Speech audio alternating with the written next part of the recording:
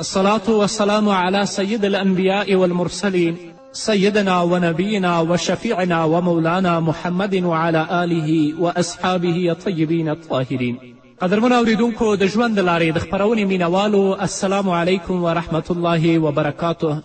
ستاسو روغتیا او خوشحالي د پاک رب نه غواړم، په دې هیله چې د صحت او عافیت جامې پر تن ولرئ او خوشحالي مو په برخه وي. دا دی زه محمد یاسین فهیم د ژوند د لارې د خپرونې په وړاندې کولو کې ستاسو په خدمت کې یم. زموږ د نن ورځې د خپرونې موضوع بیا هم د خوږ پیغمبر خوږې مسکاوې. رسول اکرم صلی الله علیه وسلم کله چې د ام حبیبې رضی الله تعالی عنها نه د هغې حال اوري، نو په مبارکو شونډو یې مسکا خپریږي او غاښونه یې د واورې په څیر سپین ځلیږي، چې دا د هغو لپاره د سکون، د شفقت او د ترحم لوی لامل او سبب و.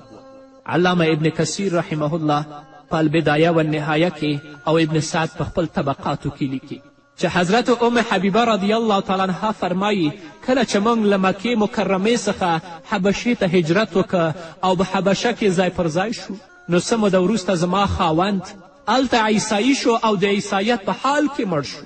څه موده وروسته ما یو خوب ولیده چې یو چا راته د ام المؤمنین خطاب په خوب کې وکړ.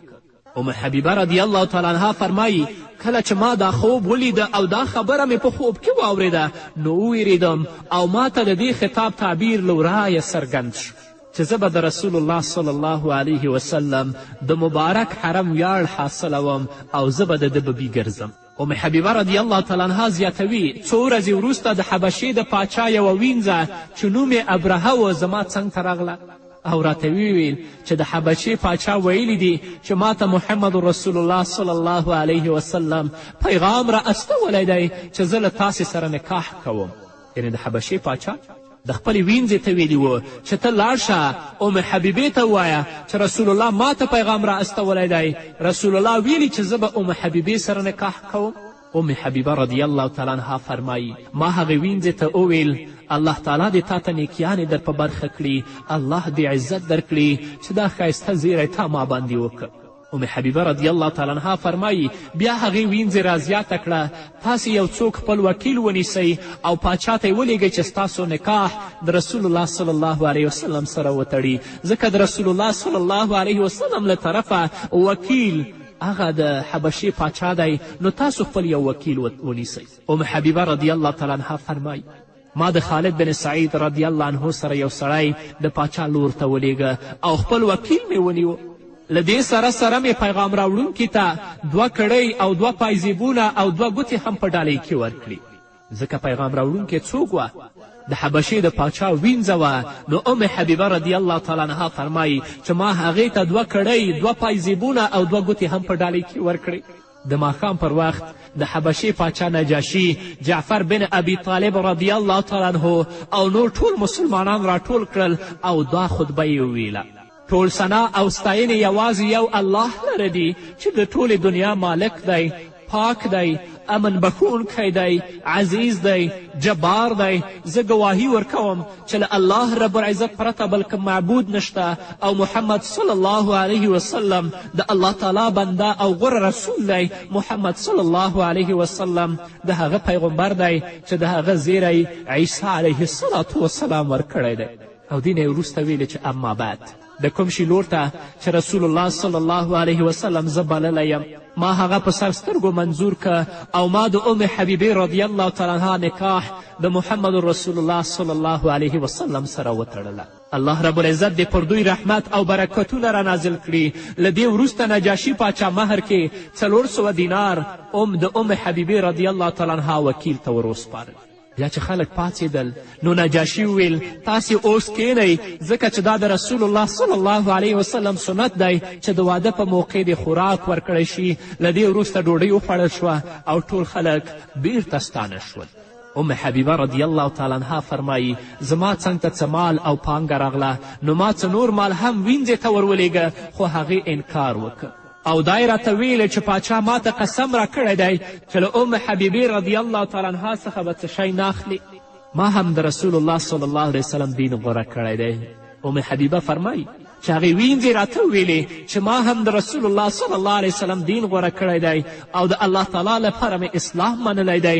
له دې وروسته راته مخکینۍ ډالۍ هم بیرته را وسپارلې. هغه 2 کړۍ او 2 پایزیبونه او 2 ګوتې چې ما ورته په ډالۍ کې ورکړې وې هغه یې هم بیرته را وسپارلې.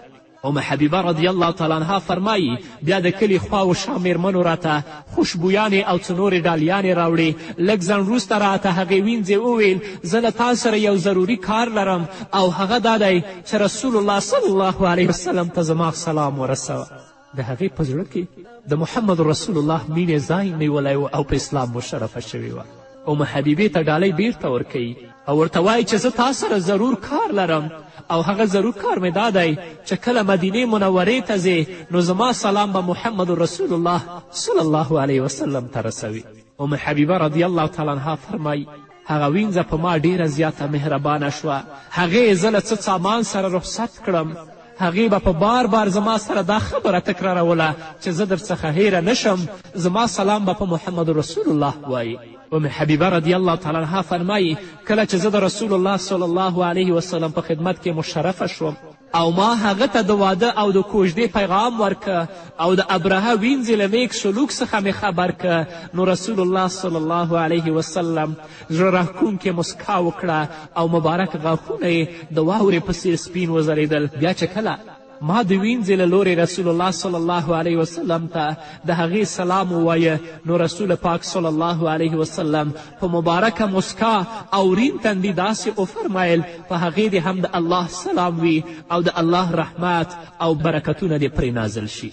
رسول الله صلی الله علیه وسلم کله چې د ام حبیبې رضی الله تعالی عنها نه د کوژدې او د واده ټول احوال اوري نو په مبارکو شونډو باندې مسکا خپریږي او کله چې د وینځې سلام رسول الله صلی الله علیه وسلم ته رسیږي بیا هم په مسکا او په ورین تندي باندې داسې وایي پر هغې دې هم د الله سلام وي او د الله رب العزت رحمت او برکتونه دې پر دې باندې نازل شي. چې د رسول الله دا مسکا د ام حبیبې لپاره او د نورو مسلمانانو او ازواجو مطهراتو لپاره د سکون د اطمینان لامل او سبب ګرځېدلی و. همدارنګه رسول الله صلی الله علیه وسلم د حضرت زینب رضی الله تعالی عنها د نکاح په موقع باندې مسکی کیږي او په مبارکو شونډو یې مسکا خپریږي او خاندي. ام المؤمنین زینب بنت جحش رضی الله تعالی عنها ته چې کله زید بن حارثه رضی الله تعالی عنه طلاق ورکه او عیدت هم پوره شه نو یوه ورځ رسول الله صلی الله علیه وسلم د حضرت عایشې رضی الله تعالی عنها سره څه خبرې اترې کولې چې یو ډول حالاتو په رسول الله باندې غلبه وکړه.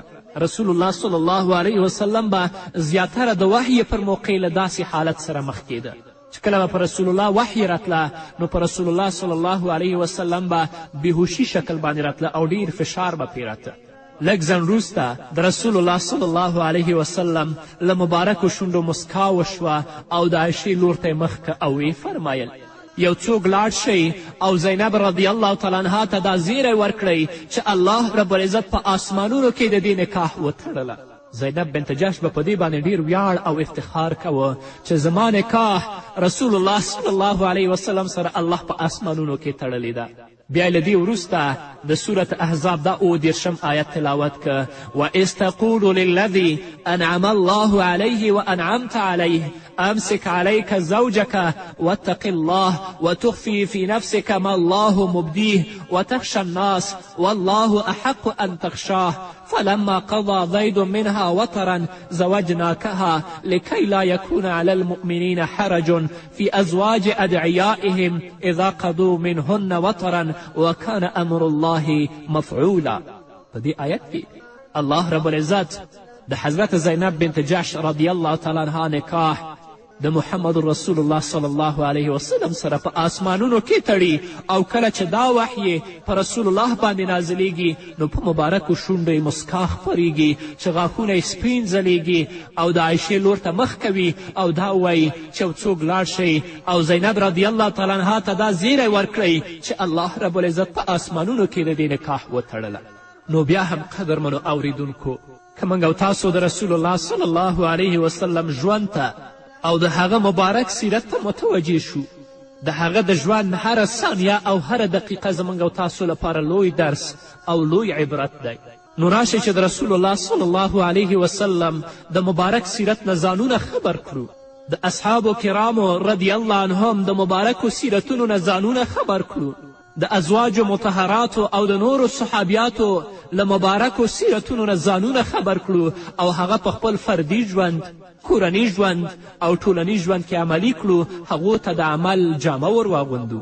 خو متاسفانه باید ووایم چې نن ورځ موږ دا دعوه کوو چې موږ د اسلام په مقدس دین باندې مشرف یو، د رسول الله صلی الله علیه وسلم امتیان یو، د هغه د اصحابو او د هغه د ازواجو مطهراتو محبین یو، خو موږ د رسول الله د سیرت او د هغه د ازواجو د سیرت نه او د هغه د اصحابو د سیرت نه بېخبره او ناخبره یو. د خپل محدود ژوند او د خپل ډیر لنډ ژوند چې موږ په دنیا کې لرو، هغه موږ د دنیا په لذاتو او خواهشاتو کې تیر که او په دې محدود ژوند باندې دوکه شو. هغه ابدي ژوند چې هغه کې تل لپاره ځواني ده، تل لپاره عیش و عشرت دی، موږ د هغه نه غافله پاتې یو، هغه موږ هیر کړی دی. نه ګرانو ورونو، ګرانو خویندو، ګرانو میندو، راځئ د رسول الله سیرت ولولئ، د خپل اولاد او د خپله کورنۍ د رسول الله د اخلاقو او د کردارو نه خبره کړئ، د ازواجو مطهراتو سیرت هغو ته ولولئ، د اصحابو کرامو رضی الله تعالی عنهم واقعات هغوی ته بیان کړئ، تر څو چې هغه په خپل ژوند کې عملي کړي. الله به تاسو ته عزت د دنیا او د آخرت درکړي او د ستاسو اولاد به هم صالح تربیت شي. نن ورځ د اسلام او د انسانیت دښمنان تل لپاره دا غواړي چې مسلمان څنګه د اسلام د مستقیمې لارې نه بېلارې کړي او هغه په بربادي او په هلاکت کې وغورځوي. خو مسلمان ته دا پکار ده چې د الله رب العزت اوامرو او د الله رب العزت احکامو ته غاړه کیږدي. د دې د انسانیت او د اسلامیت دښمنانو په چل او په فریب باندې کله هم دوکه نشي، الله څخه به بیا مسؤول نه وي. نو پرېږدئ دا د فحشا او د فساد منبع چې تلویزیون دی، دغه سریالونه پرېږدئ، فاسده جامه پرېږدئ، فاسد کارونه پرېږدئ، الله او د هغه د رسول اوامرو ته غاړه کیږدئ چې الله رب العزت عزت د دنیا او د آخرت ستاسو په برخه کړي. نور به واورو قدرمنو اورېدونکو، خو هغه هم د یوې دمې نه وروسته. چېرته راغلی جهالت له دنیا لاړو، د بوتانو عبادت له دنیا لاړو، چېرته راغلی جهالت له دنیا لاړو، د بوتانو عبادت له دنیا لاړو. مسافر دې په میدان کې بریالی ده، مسافر دې په میدان کې بریالی ده. ساحران قدرمنو اوریدونکو، بیا هم زموږ سلامونه او نیکې هیلې ومنئ، په دې هیله چې تر دې دمه تاسو زموږ ملتیا کړې وي. همدارنګه رسول الله صلی الله علیه وسلم کله چې د ام عماره رضی الله تعالی عنها حمله ویني چې په یو مشرک باندې حمله کوي، نو په مبارکو شونډو یې مسکا خپرېږي او خاندي. ابن سعد په خپل طبقاتو کې لیکي چې ام عماره رضی الله تعالی عنها د انصارو له هغو میرمنو څخه وه چې تر ټولو مخکې مسلمانه شوې وه. هغه د عقبې په بیعت کې هم شریکه شوې وه او په ډیرو جنګونو کې برخه اخیستې وه. د احد د غزا یوه پیښه هغه په خپله اوروي. فرمایي چې زما په اوږو د اوبو یو مشک و چې ټپیانو مجاهدینو ته د تندې له امله اوبه ورسوم. په دې وخت کې زما عمر 43 کاله و. زما خاوند او 2 زامن هم په دې جنګ کې شریک شوي ول. د مسلمانانو د فتح شونتیا وه، خو لږ وخت وروسته کفار غالب شول. زه د رسول الله صلی الله علیه وسلم څنګ ته ورغلم. کم کافر به چې په محمد رسول الله صلی الله علیه وسلم حمله کوله، هغه به ما شاته ټیل وهه. لومړی له ما سره ډال نه و، وروسته راته یو ډال په لاس راغی، نو له دې وروسته به مې د ډال په مرسته د کفارو د حملې دفاع کوله او څوک به مې نه پرېښودل چې رسول الله صلی الله علیه وسلم ته نږدې شي او په هغه باندې حمله وکړي. دا مبارکه میرمن فرمایي ما تر ملا یوه ټوټه تړلې وه چې په هغې کې مې د ټپیانو لپاره څو پاکې ټوټې خوندي کړې وې. کله به چې کوم مجاهد ټپي شه نو یوه ټوټه به مې وسوځله او د هغه پر زخم به مې پورې کړه او کلکه به مې ور وتړله. ام عماره رضی الله تعالی عنها په خپله هم څو ځایه ټپي شوې وه چې په دې ټپونو کې یو ټپ ډېر زیات ژور و. ام سعید رضی الله تعالی عنها فرمایي ما د ام عماره رضی الله تعالی عنها پر اوږه یو ژور زخم او ټپ ولیده. ما ترې وپوښتل دا ولې؟ هغې ځواب راکه کله چې د احد په جنګ کې خلک ورخطا یو خوا او بل خوا شول نو د ابن قیمه په نوم یو کافر وویل چې محمد صلی الله علیه وسلم چیرته دی؟ نن ورځ به هیڅکله له ما څخه ژوندی ونه ژغورل شي. مصعب بن عمیر رضی الله تعالی عنه او څو نورو صحابه و کرامو رضی الله عنهم اجمعین د هغه کافر مخې ته راووتل. زه هم له دوی سره یو ځای وم. ابن قیمه زما په اوږه ډیر سخت ګزار وکه، ما هم پرې ګزار وکه، خو لکه څرنګه چې د هغه مضبوطه زغره پر تن وه نو له همدې امله به هغه کافر زما له ګزاره بچ کېده. زما ټپ تر 1 کاله پورې نه جوړېده. په همدې دور کې رسول الله صلی الله علیه وسلم د حمراء الاسد جنگ اعلان وکړه. ام عماره رضی الله تعالی عنها هم غوښتل چې په دې جنگ او غزوه کې ګډون وکړي، خو د ټپ د ژوروالي او درد له امله یې ونه شوه کړی چې په دې جنگ کې شریکه شي. کله چې رسول الله صلی الله علیه وسلم د حمراء الاسد له جګړې څخه راستون شه نو تر ټولو وړاندې د ام عماره رضی الله تعالی عنها پوښتنې ته تشریف یوړ. کله چې رسول الله صلی الله علیه وسلم هغه روغه او سلامته ولیده نو ډیر زیات خوشحاله شو او په مخ مبارک یې مسکا له ورایه وځلیدله. ام عماره رضی الله تعالی عنها فرمایي د احد د غذا پر موقع کفار پر اسونو سپارول او موږ مسلمانان پیاده وو. که کفار هم زموږ په څیر پیاده وی نو بیا به زموږ ورسره سمه مقابله شوې وی. کله به چې کوم سپاره کافر پر ما ګزار کوه نو ما به یې د ډال په ذریعه مخه نیوله. بیا به چې کله کافر راڅخه بل خواستون شه نو ما به یې په توره د هغه د اس پښې ووهلې. له دې سره به اس په ځمکه را وغورځېد او سپور کافر به هم ترې لاندې وغورځېد. د سپاره په غورځېدلو به رسول الله صلی الله علیه وسلم زما زوی ته آواز وکړه، هغه به رامنډه کړه او ما او زوی به مې یو ځای هغه کافر دوزخ ته ورساوه، یعنې هغه به ووژه. د ام عماره رضی الله تعالی عنها زوی عبدالله بن زید رضی الله تعالی عنه فرمایي زما ښي لاس ټپي شو او هیڅ وینه یې نه درېدله. رسول الله صلی الله علیه وسلم حکم وکړه چې په ده باندې پټۍ ولګوي. په دې وخت کې زما مور ام عماره رضی الله تعالی عنها راغله او زما لاس یې وتړه او له هغې وروسته یې راته وویل لاړ شه زویه او له کفارو سره وجنګېږه. رسول الله صلی الله علیه وسلم چې دا خبره واورېده نو ویې فرمیل ای بیبي عماره رضی الله عنها څوک به دومره همت ولري لکه تاسې چې لرئ. په همدې موقع رسول الله صلی الله علیه وسلم څو ځله ام عماره رضی الله عنها او د هغې کورنۍ ته دعا وکړي او د دوی پر شهامت او میړانه یې آفرین ووایه. ام عماره رضی الله تعالی عنها فرمایي په یو موقع باندې یو کافر زما مخې ته راغی نو رسول الله صلی الله علیه وسلم راته وفرمیل دا هماغه کافر دی چې ستا زوی یې ټپي کړی و. زه د کافر مخې ته ورغلم او په توره مې په پنډۍ ډیر سخت ووهه. کافر ډیر سخت ټپي شو او په ځمکه راپرېوت. رسول الله صلی الله علیه وسلم چې دا منظر ولید نو مبارکه مسکا یې وکړه، په شونډو یې مسکا خپره شوه او راته ویې فرمیل دا دی د خپل د زوی غش دې واخیست. له هغې وروسته زموږ خلکو ور ودانګل او دا کافر مو جهنم ته واستوه، یعنې هغه یې ووژه. همدارنګه رسول الله صلی الله علیه وسلم چې کله د ام حرام کور ته ورځي نو هلته مسکی کیږي او په مبارکو شونډو یې مسکا خپریږي. د بخاري حدیث دی چې ام حرام د حضرت انس رضی الله تعالی عنه ترور و، یعنې د هغه خاله وه. رسول الله صلی الله علیه وسلم به ډیر د دوی جونګړې ته تشریف وړه او همالته به یې د غرمې خوب هم کوه. یو ځل رسول الله صلی الله علیه وسلم د دوی په کور کې ویده وه چې په ناڅاپي ډول راپاڅېده او په مسکا شو.